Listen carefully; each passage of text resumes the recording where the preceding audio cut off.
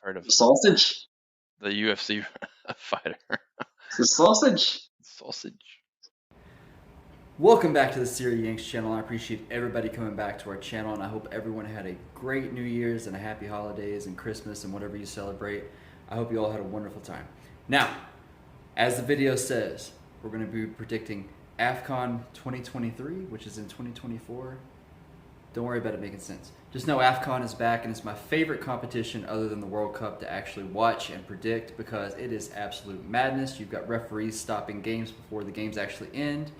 You've got very questionable calls, and frankly, you've got players who are going to try crazy things. Like I believe Onana is going to try to play for Man United, and then the next day, or maybe vice versa, play an AFCON. So anyway, madness. You never know what you're going to get. It's probably the hardest competition to predict, and we're going to, after the group stage, go make a video, obviously predicting the round of 16 games. So we're going to see how many I got right and how many I got wrong. Whether I look stupid or look like a genius, we'll find out. So that said, let's get into the video. Let's go.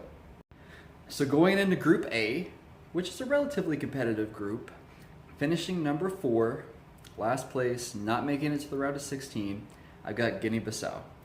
Despite having a win over Nigeria, which we'll get into in a second, I just don't see them finishing anything but last in this group. It is AFCON, crazy things can happen, and I'm happy to see them in the group stage. However, I really hope the team and the country enjoys watching their squad at this level. Maybe they can get an upset. I don't see it though, but we'll see.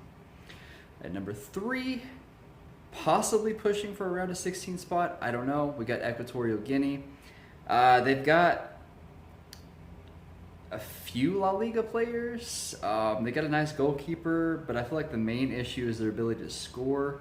And I'm just not sure with the quality in the top 2 opponents if they can actually do that or not.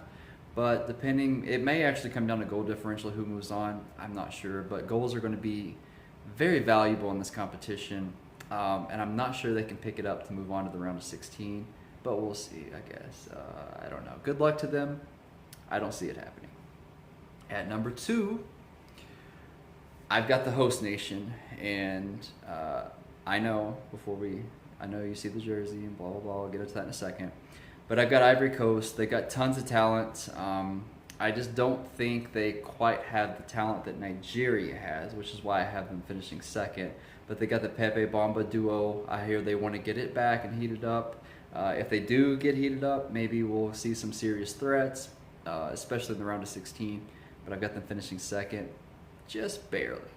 I do see Nigeria, at least on talent. I know a lot of people say Senegal is an unpredictable team, but I think Nigeria is probably the most unpredictable team in this entire tournament because based on talent, I mean, my goodness, they are loaded. They're arguably a top 3 team in talent, and their front 3 is arguably the best in Africa.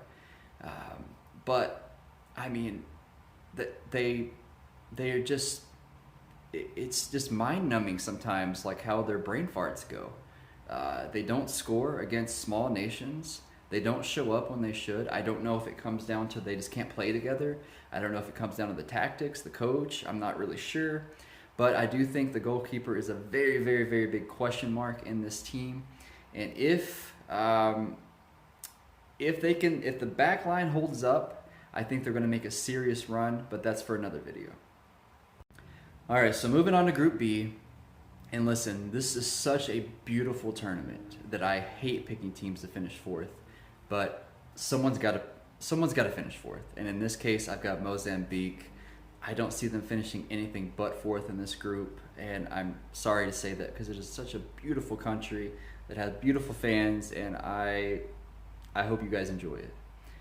Now, moving on to number 3, a team that I do think is obviously going to qualify for the round of 16 and may come as a bit of a surprise, but I've got Ghana.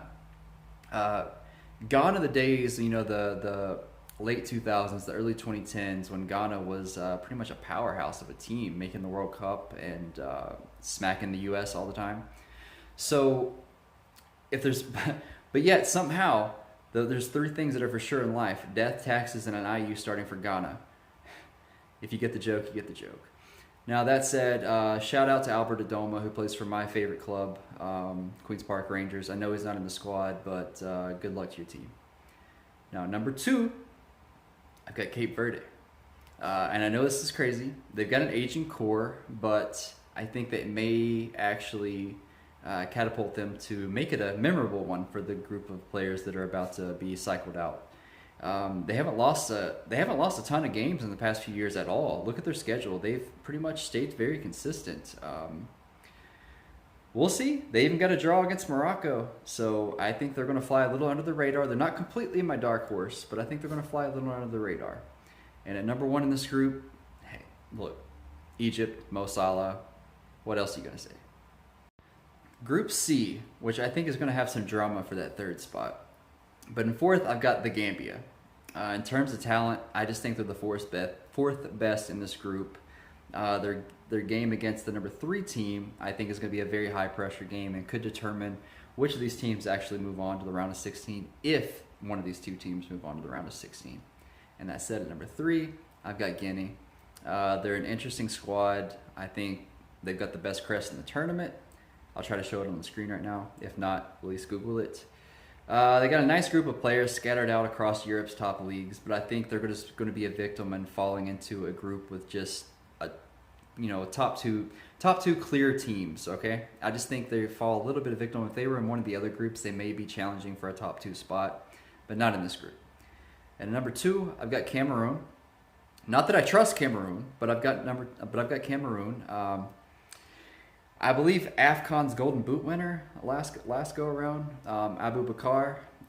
He seems like he always shows up for these competitions. I think he's going to show up again and until he doesn't show up, we can just assume that he's going to show up, right?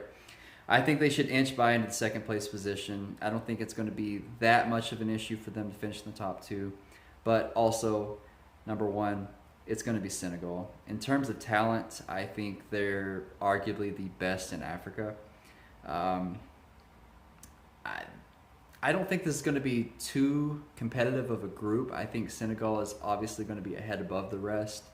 But which Senegal shows up, I guess, will determine if they just completely steamroll the rest of the competition. But I don't know. What do you guys think about this group? It's a pretty interesting one. Do you think Senegal is going to show up? I mean, there's a lot of questions in this group, but I think in terms of talent, the top 2 are pretty much ahead above the rest. But we'll see. Group D, which I don't think this group is going to have a team that makes it to the round of 16 outside of the top 2.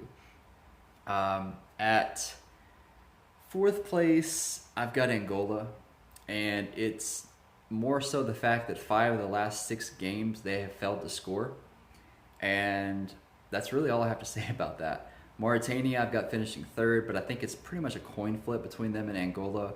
Mauritania maybe has a little bit more quality. They've got the Fulham striker, Kamara, I believe it is.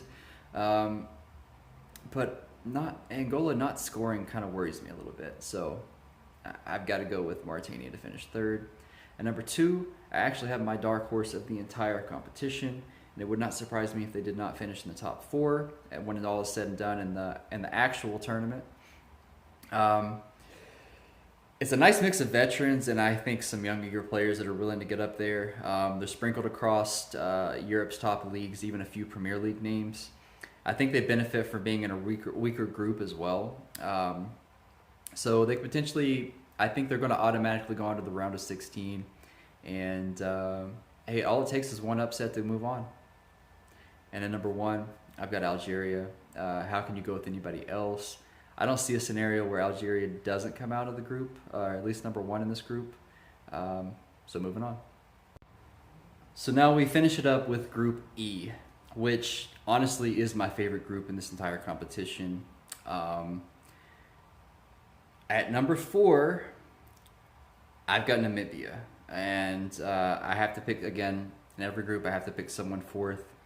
I just think their group of domestic players is behind the team that I have above them's group of domestic players. Cheers to your beautiful country, and you're one of the countries that I really, really hope to visit very soon in Africa. Cheers to Namibia. And number 3, Bafana Bafana, the magic goal in the World Cup that I think is still in the minds of true football fans that were old enough to see it. We all hold it still near and dear to our heart. The squad, however, is definitely not the same. It's a very, very domestic group of squads built around the big three in South Africa. They could sneak into, I think they're going to sneak into qualification, and I'm hoping they do. I don't see them doing much after that, though. So number 2, I've got Tunisia. A good squad that could easily win the group. I just think Mali they're just a little bit too much in form for me to pick second. Tunisia should comfortably finish second. However, they could potentially win the group. But at number 1, I've got Mali. They're a talented group of players, especially on the front line. They're very high scoring, and in this particular group, I don't see anybody stopping that.